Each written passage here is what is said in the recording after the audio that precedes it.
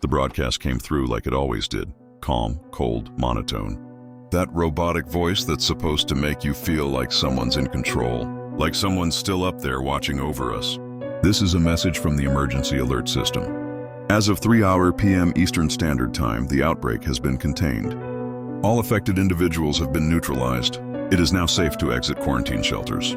I almost cried when I heard it. Almost. I'd been holed up in my basement for 10 days. No power, no sun, just cans of soup and the sound of those things outside. The infected, but they weren't just sick. They changed. They didn't rot, they didn't starve.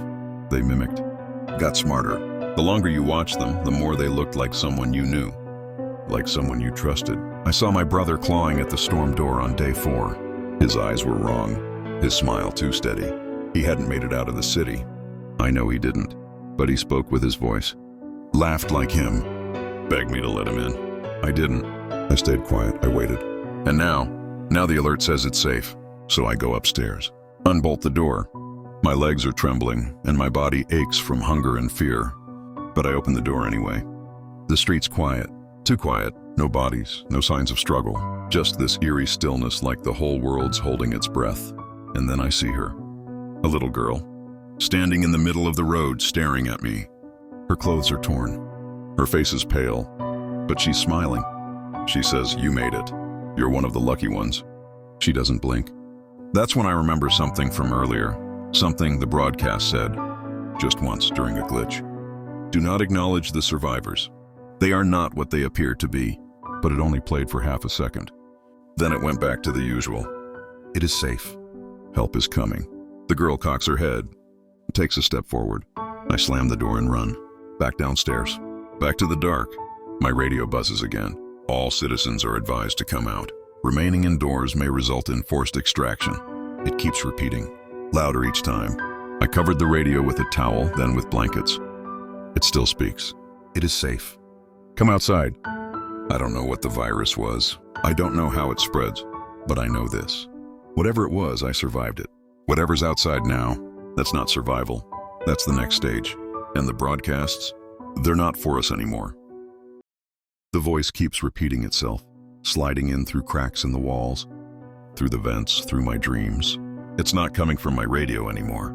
I destroyed the radio, smashed it into pieces, ripped out the wiring, set it on fire in the sink like a man possessed. But the message keeps playing, every damn hour. It is safe now. Come outside. You are no longer contaminated. It always pauses after that line. Then it says my name. My name, Elliot. You are one of the clean. You are ready. No one ever told them my name. I haven't spoken it aloud in weeks. I decided to go looking for the source. I couldn't take it anymore. Just waiting, listening, hiding. I figured if something was sending out the signal, maybe I could shut it down, or at least see what it was. So I geared up, headlamp, gloves, thick jacket, my father's old hunting knife. I walked past the little girl who still stands in the road. Every time I look at her, she's closer, but she never moves. Just appears a few feet nearer, like a loading screen creeping forward in the corner of your eye. I didn't say a word, didn't look her in the eyes. Just kept walking until I reached the old radio tower near the edge of town. It was lit up like Christmas. No guards, no fences. The front door was wide open, humming with static. Inside, the air felt wrong, thick and warm, like breathing through wet cotton. Screens lined the walls, all showing different neighborhoods, towns, cities. All empty. But the audio played on loop, synced to every screen. This is not a test. It is safe to come outside. You are clean. But one screen was showing me, standing right there, watching the feed. The camera turned on its own, tracking me as I moved. I reached for the off switch, and that's when it spoke again. Not the generic voice, my voice. Don't do that, Elliot. We've come so far. The screens flickered. Then showed footage of me from last week, running, screaming, my brother at the door. But then, there was a version of me opening the door, smiling, hugging him. That didn't happen. I never let him in. Did I? My knees gave out. You're already part of us, my voice said. You passed the test. You're one of the clean. I backed out of the tower, ran through the woods. I don't know how I got home, but when I got back, the girl was gone. There's a knock at my door now, and it's my voice. You can come out now, it says. I'm safe.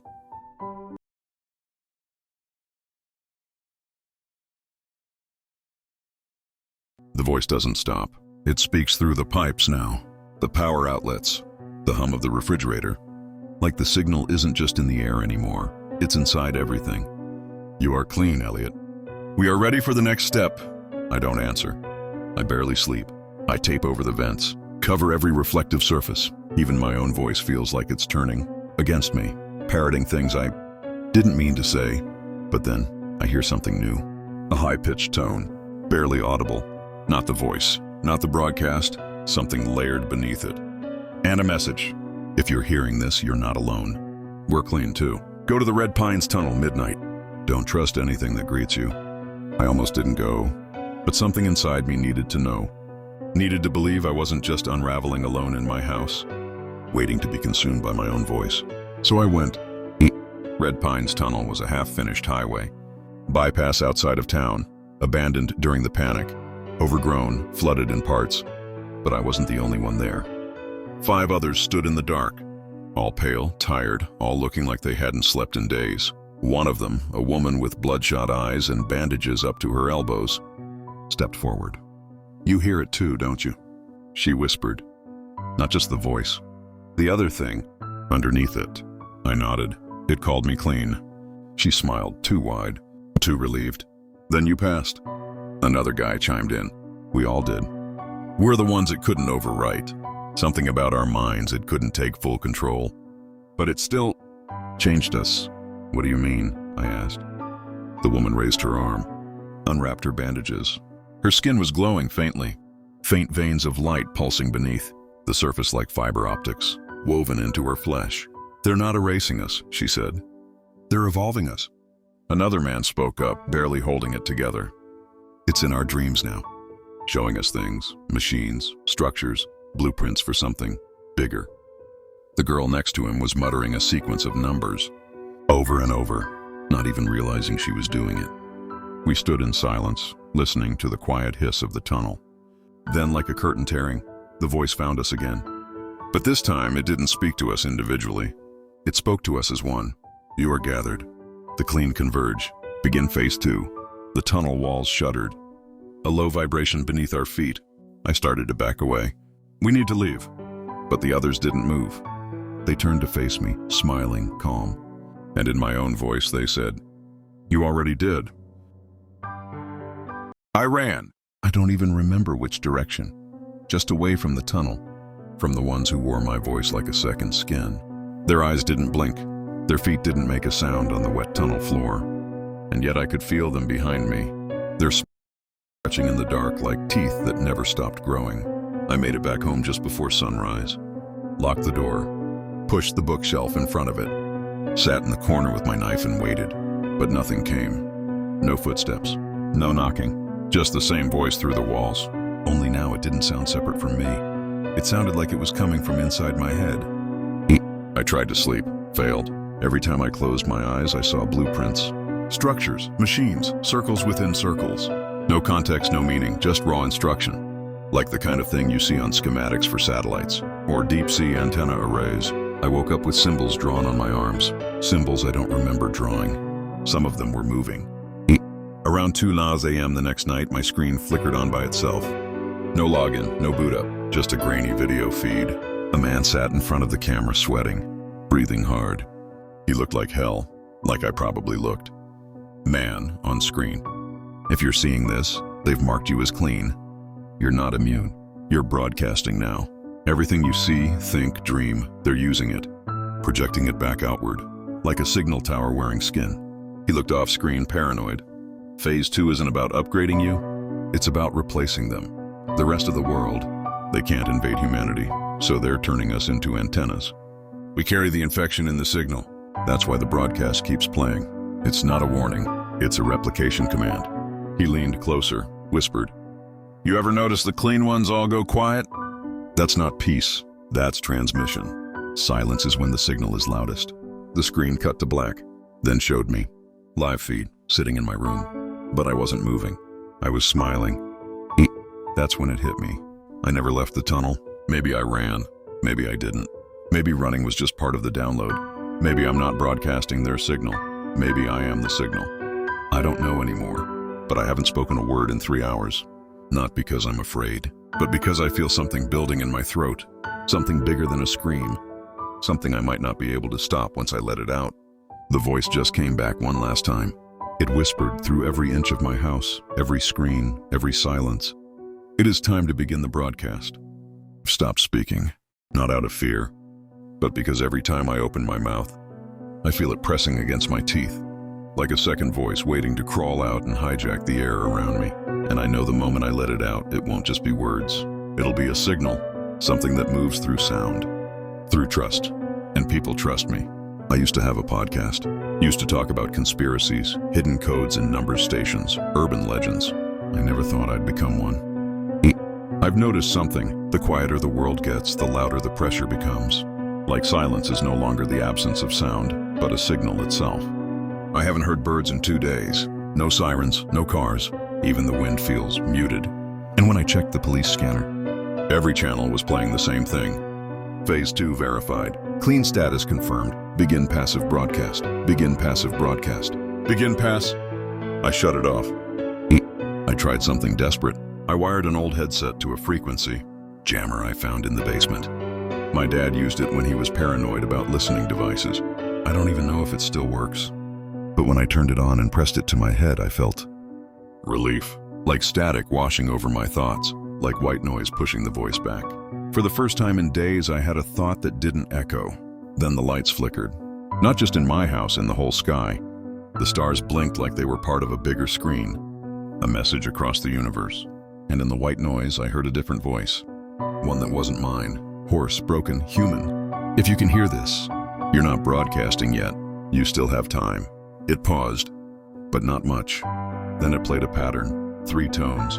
Low, high, low, and one word. Exit. That was 12 hours ago. I've been listening to that tone on loop, using it like a shield, like a barrier between me and whatever the hell is trying to force its way through my skull. But something's wrong. It's getting smarter. It's not trying to break in anymore. Now it's just waiting for me to get tired, waiting for me to speak. And just now, when I looked in the mirror, I saw myself blink, but I didn't feel it. There are 2 of me now, and only one is still trying to stay silent. Don't know how many days it has been. The walls of my house feel like they're closing in. The air's too thick to breathe. But when I open the window, the world outside is still too quiet. I can't shake the feeling that something's off. I decided to leave. There's a town about 20 miles from here. Last I checked, the signal hadn't reached it yet. The radio said the outbreak was confined to the city, but I didn't trust that. Not anymore. So I packed a bag, some food, a flashlight, and a map, even though I couldn't remember the last time I'd used one. When I got there, the town looked empty. Not abandoned, not destroyed, just empty. No signs of life, no cars on the streets, no people in the shops. But I wasn't alone. I saw them. They were standing in the center of town, in a circle, just waiting. They weren't moving. They weren't speaking. They didn't even seem alive. Their faces were blank, their bodies stiff and unmoving. But their eyes, those were alive. And they were all looking at me. No, not just at me. They were looking through me. And then, like a glitch in the world itself, one of them spoke. "You're late." The voice came from a woman, her face blank, skin pale. But the words came out like they'd been programmed into her. Her mouth didn't even move fully when she spoke. It was like the voice was projected from within her. "Late?" I asked, my voice shaking. "Late for what?" She didn't respond. She just stared at me, her head tilted slightly like she was processing something. And then just as suddenly she blinked. Only it wasn't her blinking. It was as though the entire world around me shifted for just a second. A glitch in time. And then she spoke again. "You've already been here." I blinked, trying to make sense of it. But before I could respond, the others spoke as one in a single hollow voice.